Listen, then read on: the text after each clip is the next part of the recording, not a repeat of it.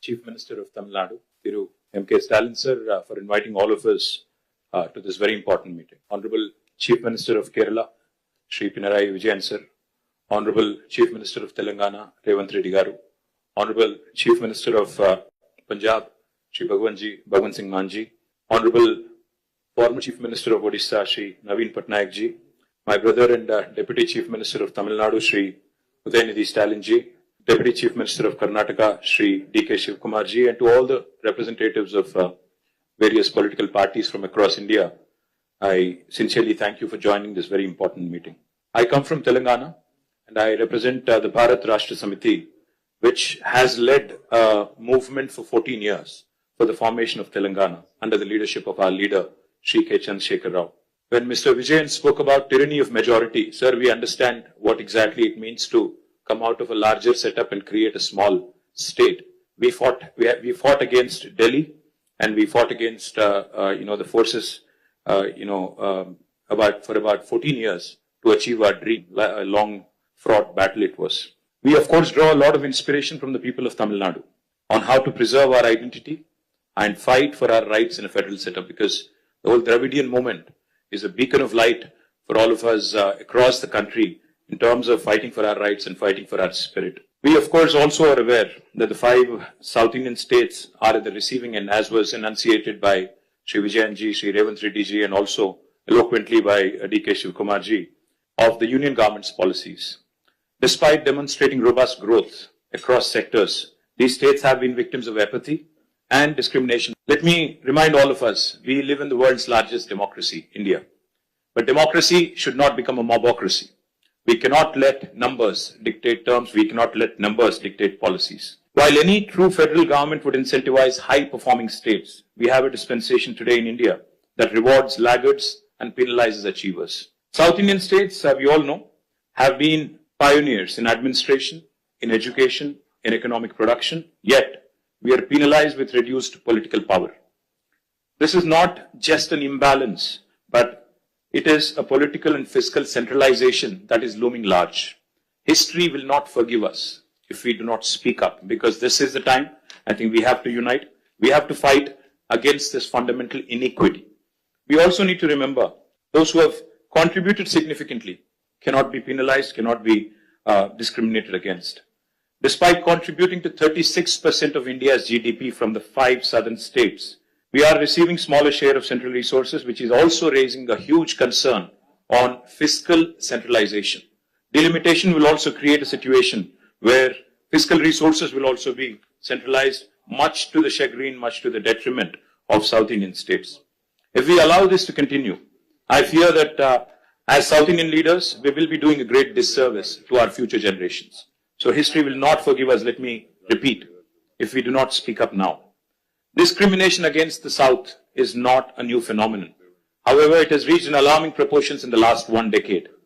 From forcible imposition of Hindi to projects like bullet trains only being confined to the northern part of India, Union government's initiatives are clearly discriminating against the southern states.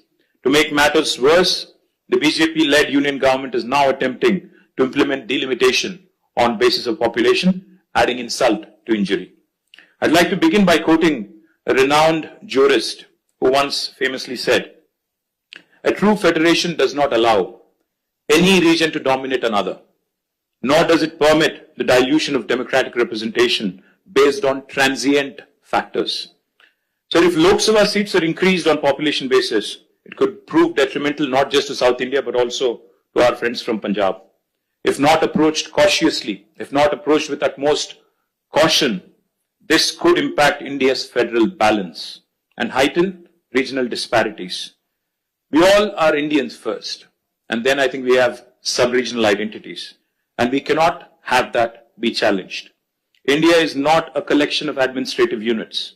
It is a pluralistic, ethno-linguistic union of states. We are unlike any homogeneous composition like China or Russia.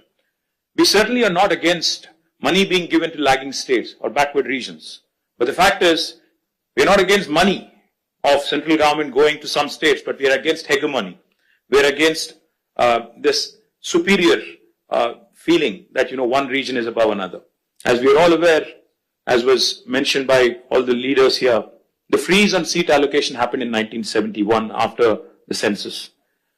Then the South India effectively started controlling population. Of course, we all know the story. Now today, we're about 24%, as was pointed out by Telangana CM. But North, the percentage of population has increased, and my brother gave a very nice presentation on what will happen if we go on with the population basis. The only point I would like to make here, if seats are redistributed purely on pro rata population basis, states that have failed to control population will be rewarded, as was put eloquently by Vijayan sir. This is a perverse reward for somebody who has not performed and for somebody who has diligently followed the guidelines of Government of India. Punishing us with reduced representation is certainly discriminatory.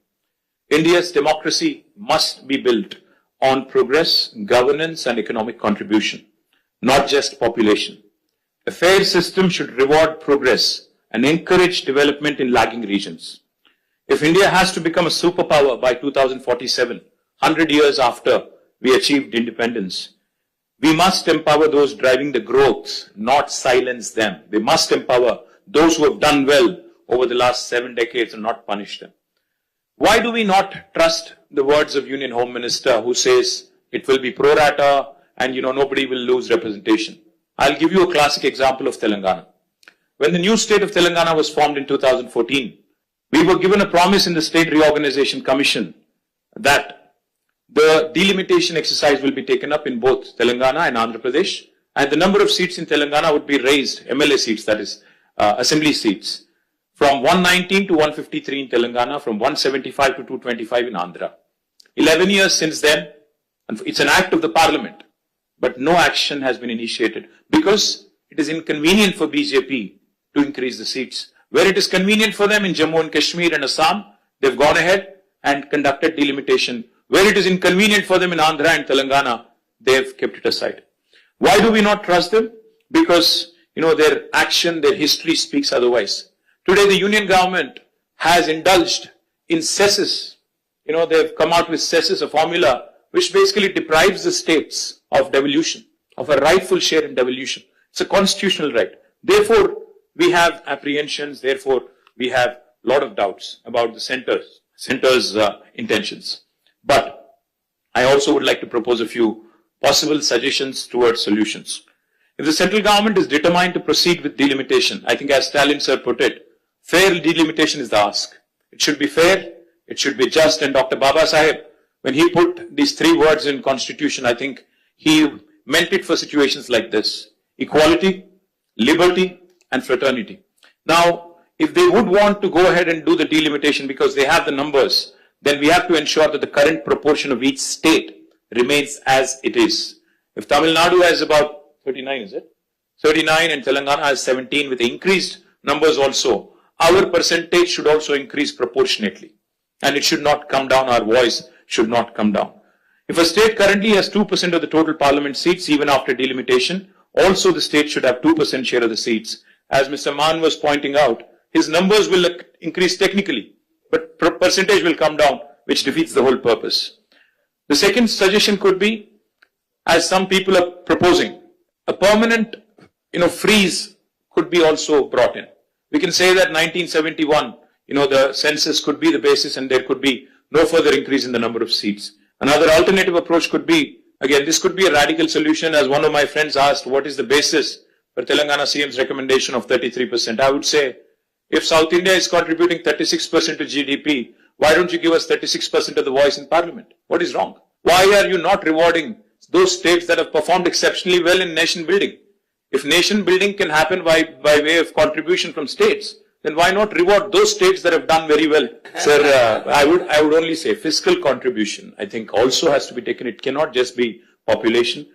No one can ignore, because since even D.K. Shivkumar Anna mentioned fiscal contribution, let me point out, Telangana is only 2.8% of India's population, but we contribute to 5.2% of India's GDP. We're literally punching double our weight. We cannot be penalized, we cannot be snubbed, we cannot be undermined in terms of our voice in parliament, which is a travesty of justice. One thing I would also like to add, and this is a possibly practical solution. Sir, a true representative democracy is one where people's voices are heard. Why is delimitation being proposed? Because population has increased and people's voices have to be heard.